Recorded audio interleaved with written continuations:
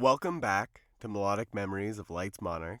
I'm Casey, and today I wanted to start off by talking about Arcane. Now, as you all are listening to this, Arcane is done. Season 2 is over. And as I'm recording this, I've only seen part 2. Now, I'm recording it a couple days before the episode actually comes out. Wall broken, I'm sorry, but you bet your ass better believe that I'll be talking about part 3 next podcast episode. But for now, I can only really touch on the second part. And I will have to say, it built upon everything the first part was for season 2. Like, Arcane, it was something that I always really enjoyed. I really enjoyed season 1. It made me feel something, and that was one of the biggest reasons. Because I'm not a League of Legends fan. I've only ever tried to play it once, and it was on my old-ass laptop that I got from my dad, that he ended up getting for free from TELUS back in probably like 2008, and I remember downloading stuff off LimeWire and FrostWire all the time. Music, that is, not fucking porn, my god. But when it comes to music, you bet your ass I was downloading music all the time from FrostWire, LimeWire, both of them, because I remember LimeWire first, and then I think it got canceled or shut down to where then you had to download FrostWire. They're both the same thing to my knowledge, but regardless. That laptop that somehow lived for far too long with God knows how many viruses, I tried to download League onto that and play it years and years and years ago. Now that laptop no longer with us. It broke a while ago. Like many years ago as well, to when I got my own laptop, and then thus now having my own PC thanks to my roommate Alex, and never tried to play League again. I just don't have any desire. I have no drive to do so. But the show for Arcane, which is based in the League of Legends universe, obviously is fucking amazing. And that's why I've been talking about it for the past, 2-3 weeks? Because that's how long it's been.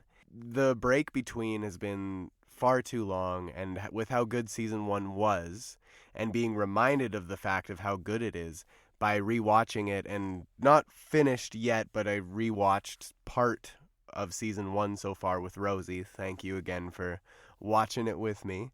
And soon to be finished season 2 with my roommates and friends.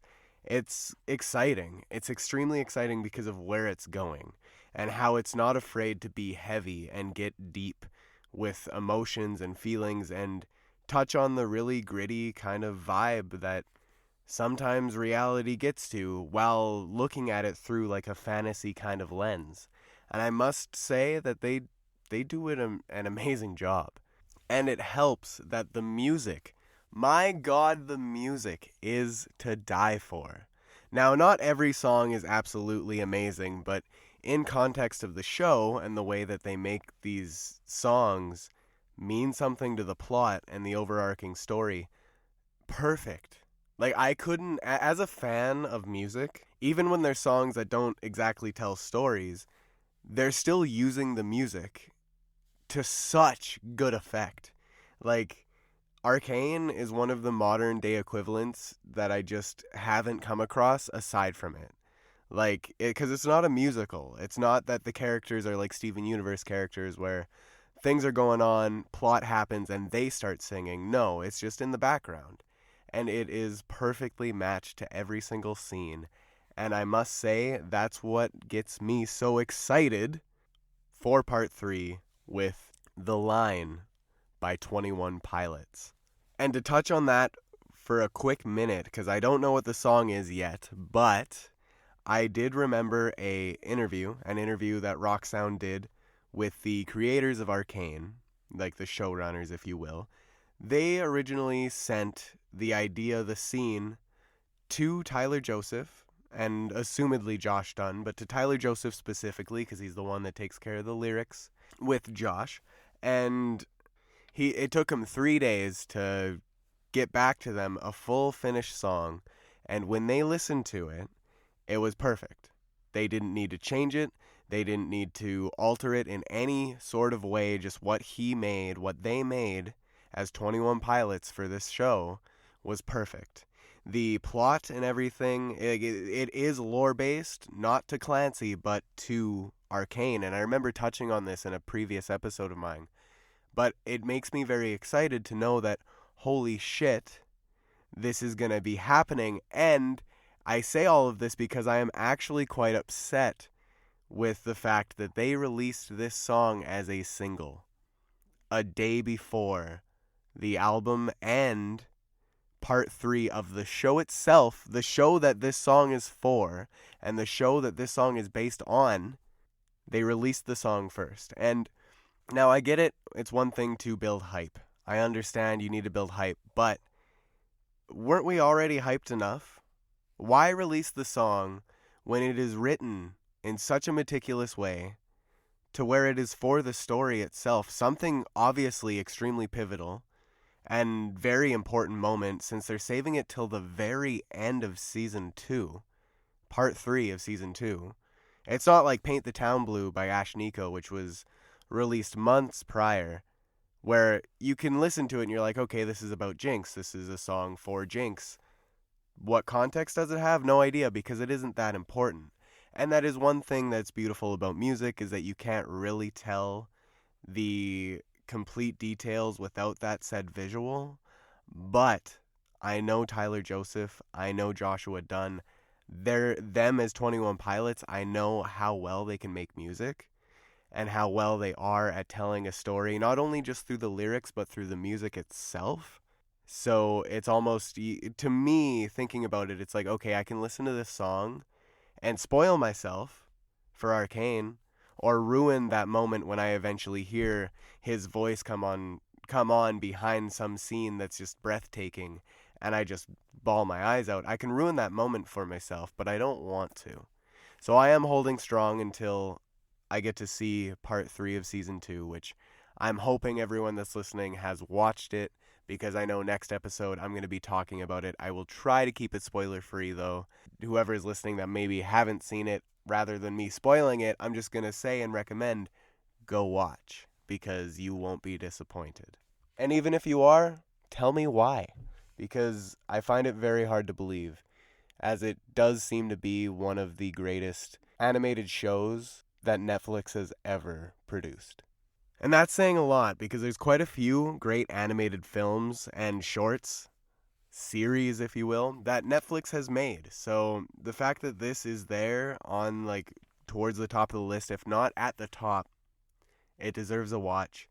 And it's something that I'm extremely excited to finish, and I really hope it doesn't disappoint. I did get slightly, very, very, very, very, very slightly spoiled for the line, because 21 Pilots posted it, and it kind of jump scared me on my social feed, and that's how I knew time to get off socials instantly, because there's a video that automatically played, and I heard like a half second. It was Tyler saying something, and I closed it, and I seen a certain character, so I know when to expect the song to start playing. And I thought that might have ruined it for me, but it definitely didn't. It made me more hyped than ever. I cannot wait. But to stop boring everybody that's listening right now by my fucking rambles about Arcane, I also wanted to move on to the fact that this year, 2024, is coming to an end. And it's honestly been a hell of a year. I remember starting this year out by just saying, no matter what the year brings, I'm ready for it. Good, bad, everything in between. I will take whatever it gives. And I know saying that doesn't really change much, because that's the way life is. You kind of just got to roll with the punches sometimes. But I was prepared at the very beginning of the year to just, not even just prepared, but excited for, even if it is a shitty year, I'm ready for it, because this year has been the year for me to feel the most like myself than I ever have. I finally came to terms with a lot of things that I was trying to hold back and push away, and found myself and started this podcast and started so many different endeavors. My creativity just overflows. And as cheesy and corny as that sounds, it's just something for me to know that this year has been very good, even with its ups and downs that it's had, that I've been through, that I've gone through.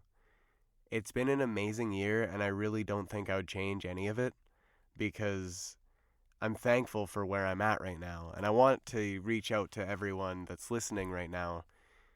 Remember what it is to be human. Remember what it is to be alive. And cherish those moments because sometimes life gets really fucking busy and you get really focused on one single thing.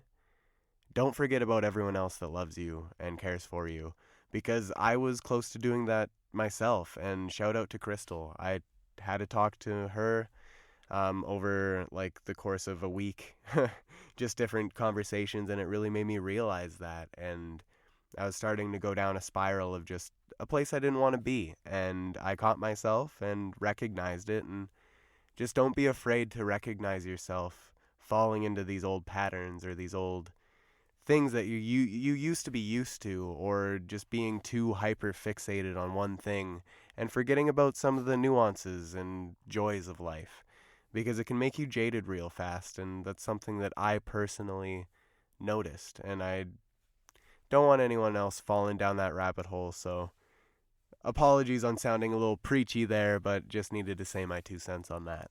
Other than that, though, with the end of the year coming, we've got Spotify Wrapped incoming.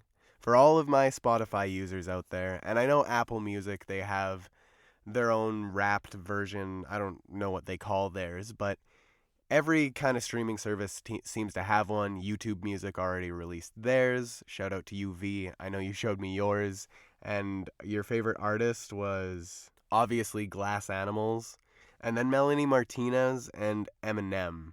And then I think it was 21 Pilots and Chappelle Roan. If I got that right, let me know. Text me. I want to know. I really hope I got it right. In any sense. My Spotify Wrapped will be incoming. And I'm going to be talking about it when that time comes. I'm actually very curious to know who's going to be the number one for me. I have an idea because there's this one band that I seem to talk about more than any other band. When I say Black Veil Brides is my favorite band, I talk about this band probably more, or at least have on this podcast. And I think they're going to be my number one. They also had an album come out this year called Clancy. So, without further ado, I do predict my number one to be 21 Pilots. Like, honestly, I'm just going to put this out there to see when the time comes if it's right so I can look back on this myself and actually see if I was right. Number one, 21 Pilots. Number two, Eminem. Number three would be Valley. Number four would be Noah Kahan. And number five be Taylor Swift. I might be wrong on that, but that's my guess. It's going to be a shame to know Black Veil won't be in it. I really don't think they will be, at least. I love Black Veil Brides, always will, and have for 10 years. It's my 10-year anniversary as a fan. Like, hello? But I did not listen to them nearly as much as I do most years. So we'll see. It's been a crazy year for music. Like, for me and everyone that's a music fan, it seems to be that this year was the year for so much. Like, I don't know if I'm just speaking from personal experience. I'm sure some of you have experienced this as well. But this year, more than any year that I've experienced, felt like such a music overload. Now, when I say this, I mean it like I almost fell out of love with music. And for me, that's insane. How could I fall out of love with music? And I know I say that with you guys having no context to even knowing why. But if you have checked out any of my previous episodes, you should know music is important to me. And I will reiterate that fact every chance I get. That music is super important, and I use music in my life probably more than anything else. Like, I live, breathe music, and I do want to create said music as well, and I'm working towards that as well, hopefully a goal for next year. But I will have to say that with all of the releases that were coming out more and more and more, I just felt so burnt out, and taken over by all of this new stuff. Nothing that I actually liked had any time to really settle and permeate within. And granted, I say that kind of lying to say that, I did have Clancy on repeat for weeks. I did have Valley on repeat for weeks. And a lot of albums I was able to do that with, but it seemed that as I was going throughout the year, I would be less excited for these new releases, even the ones that I was super excited for. And that is one of the moments when I noticed what's wrong. It really, the pivotal moment was when things were coming out on a Friday, release day, if you will. And I looked at it, there were albums that I was excited for, and I just didn't care.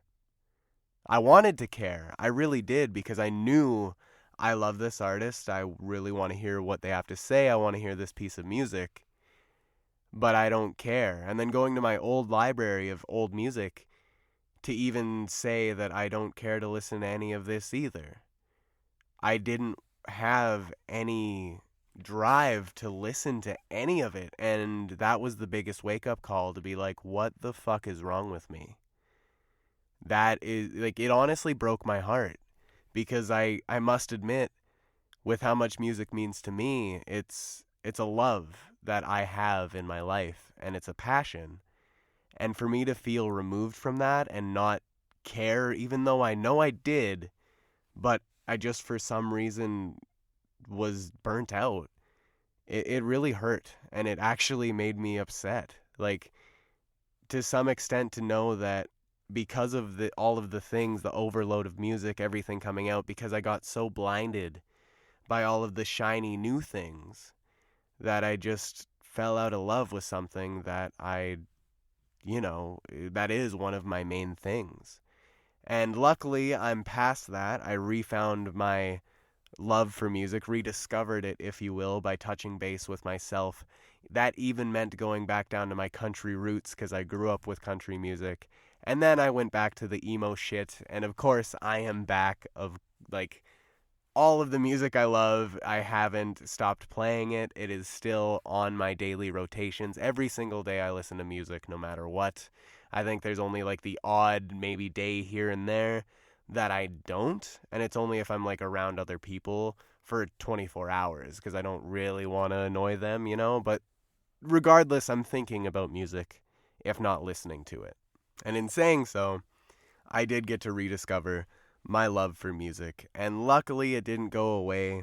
I just have to change my listening habits, and it's something I wanted to kind of touch on with how much music comes out lately. And for the foreseeable future, as next year is already seems to be a huge year for a lot of bands coming back as well, like this year was, it's going to have to be more choosy and more picky, if you will. Like, instead of listening to every single single that drops, I might just wait for an album to come out. Or if it's an artist that I really, really love, then yeah, I'll check out their single, but I won't save it. I will, leave it leave it alone until the album comes out, and hopefully have some more love and more excitement, instead of being drowned down by all of this noise. And it's something that I feel one can't really escape while being a part of this algorithmic structure that Spotify creates, along with Apple Music and Tidal and YouTube Music and blah, blah, blah. All of the streaming services, they're all the same to that extent. And it kind of brought me to realize that the simplicity of what used to be is really something that I think I miss more than I ever thought I would have. More than anyone really ever could have imagined, really. Because it's not just me. It seems that there's this movement on the internet to where people are buying these iPods or these old MP3 players or these dumb phones and just trying to become disconnected from things, and in turn feel more connection with the things that they love and the things that they find most important. And it resonates very strongly with me, as this year I did the same thing. Before I created this podcast, before I even had it started, I went away And in saying that, it sounds silly, it sounds weird and dramatic, but I had to. I took a step back from my life and looked at it in the bigger picture of like, what am I doing? Why am I running myself ragged for these people that are in my life? Yes, I love them. Some of them don't actually deserve a spot in my life, and I came to find that out by doing this. And I needed to just kind of reset. And I did it. I pressed that reset button and went away. I told everyone that I loved, like, look, this is what I'm doing. I'm doing it for me. And I will be back. If you're still there to be friends with me, then perfect. I will open my heart to you and bring you back in. But I do need to disconnect, and I need to re-find what is important and put myself first for once. And it was something that I had never had done before, and I finally did it. And in doing so, it made me reconnect with the things that are the most important and also feel more connected than I ever have. I was doom scrolling so much back before when I was not focused. And I'm not saying every single second is a focused moment, because it's not. I've found the balance, and that's what I was searching for. And now I want to add more things onto it. So streaming, music making, creativity just in general, when I have that time to do it, after I'm done all this focused nonsense on getting back to basis to be able to make all the trips that I have planned next year work, I want to add things onto my plate, and because I know I can. So just saying that, like, look forward to some stuff to come next year. But all these rambles considered, it made me feel very strongly and resonated very strongly with me towards the people that are doing that with their media habits, with their consuming of media. And I've become very much one that advocates physical media. And I've always collected physical media. I have a huge collection of CDs, a huge vinyl collection, and also video games on disc, cartridge, all of the above. And it made me think a little bit to look into it even further. Because when I was doing this, by the way, my whole month away from people that I was doing, I actually ended up finding a YouTube video. I can't remember what it was called. If I do remember, I will share it on my socials if I can find it. But it was this guy, it was like a 4-part series, and it originally started with him bringing an iPod and listening to music on his iPod instead of streaming for a month. And it evolved. He started with that and then realized, well, what about this? And what about that? And what about this? And he cut back like his phone. He changed it to all black and white, turned off all the features on it kind of thing, made it like a dumb phone, if you will. And then grabbed a camera and a camcorder and a typewriter. And like he went super all out, and it was just to kind of prove the point that this is also a rabbit hole that you can fall down that is also not exactly healthy, because some of the things that technology has brought us to make our lives more mainstream and focused has helped, rather than having all of the things separate. And some things do have their place, like a dedicated device for music, that obviously you won't get any interruptions. A dedicated device for typing, though, like a typewriter, that might not be as reliable or as ideal. For some people, though, I'm sure it will, and that's the beauty of it, is that everyone can have their own opinion. It is completely subjective, and you can really take it any way you want. And it has inspired me to actually look at Spotify and question, do I want to go into 2025 with Spotify? Do I want to keep this relationship that I'm paying them more now than before, because they just upped their prices to, I believe, around $13 from the original 10 it was? Do I want to go into next year with a relationship with Spotify? Or do I want to buy an iPod, do some mods on it, change it and make it mine?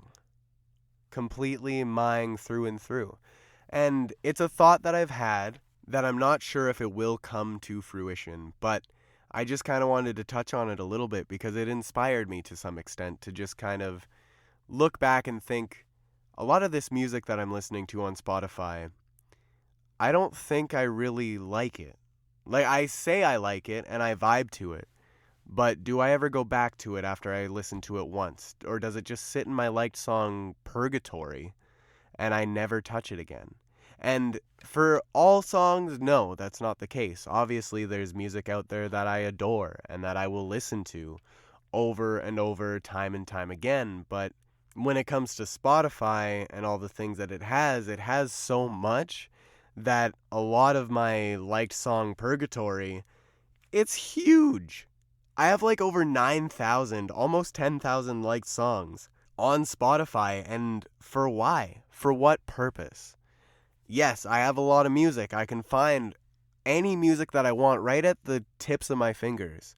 And I can literally anything I want is right there for me.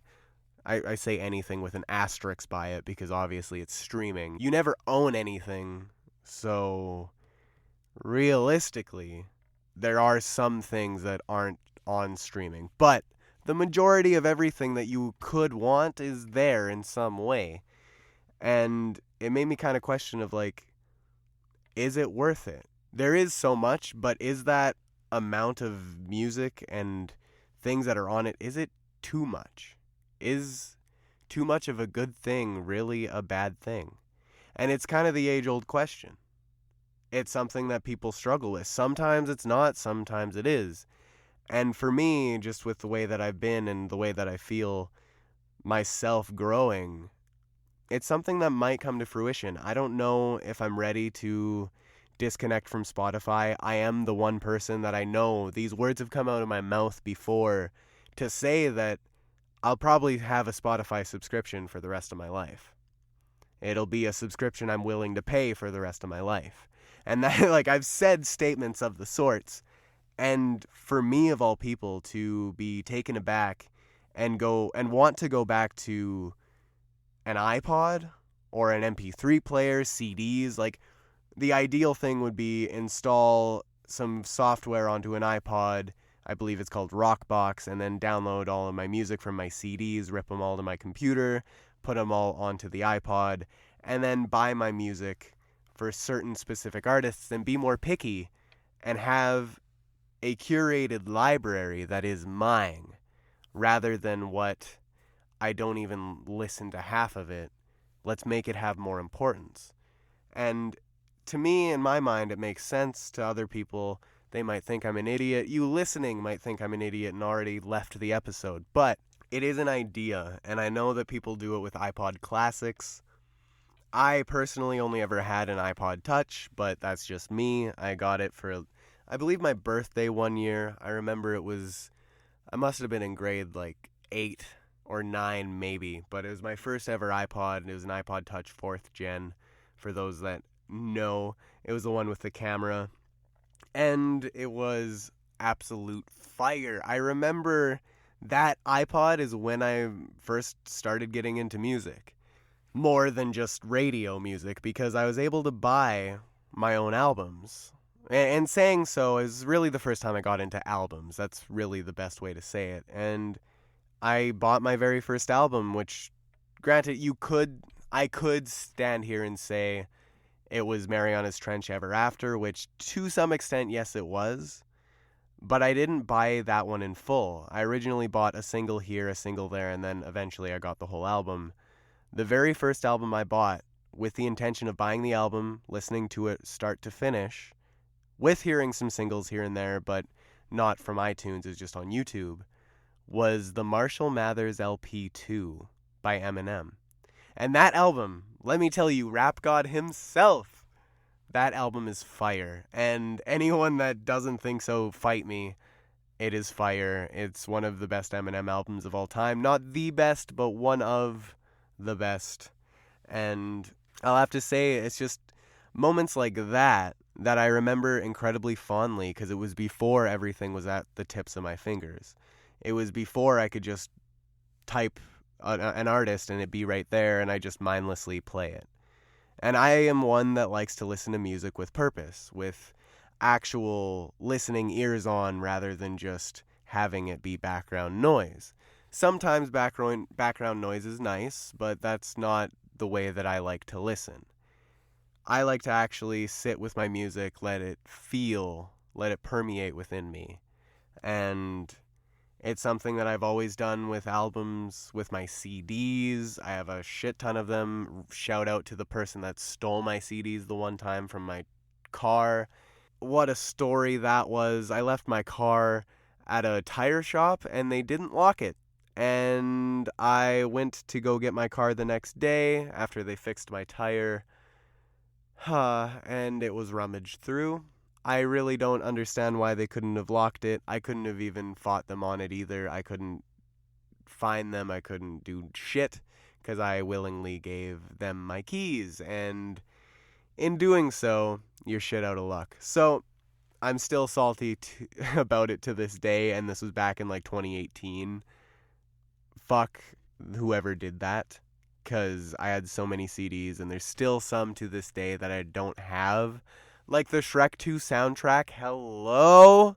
Sorry. The Shrek 2 soundtrack is just absolute fire. Shrek 2 is a cinematic masterpiece. Like, come at me, fight me. Because, everything to do with it, especially that ending scene with the giant gingerbread man, the whole music sequence, oh my god. But I had that soundtrack on CD. Unfortunately, it is gone. But all of these rambles considered, to get back to the point of everything, I'm kind of tired of this algorithmic view of everything and the way that things are going with music.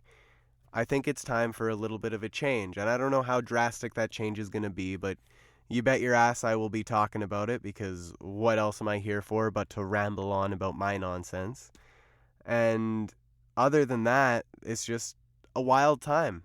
I've got a big plan coming next month for some Christmas episodes to talk to you guys about, and specifically going over my Spotify Wrapped, which very well might be my last one.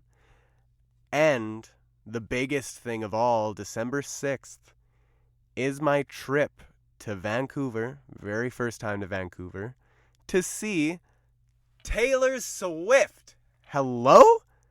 I get to see Taylor Swift in December 6th in Vancouver. Are you ready for it? Because I fucking am not. Oh my god. It's been a long time coming. And all puns intended, I'm incredibly excited. I'm sorry if that was cringy as all hell. But I'm very excited. There's some big things coming next year for music. 3 Days Grace is back. And there's a lot of different things that I really want to talk about. I can't wait to get to all of it, as I will be having to pre-record some episodes here and there. So I hope you guys enjoyed all of my rambles. Thank you for listening. And I will see y'all in the next one. Most importantly, though, I've been Lights Monarch. And thank you for discovering the music within.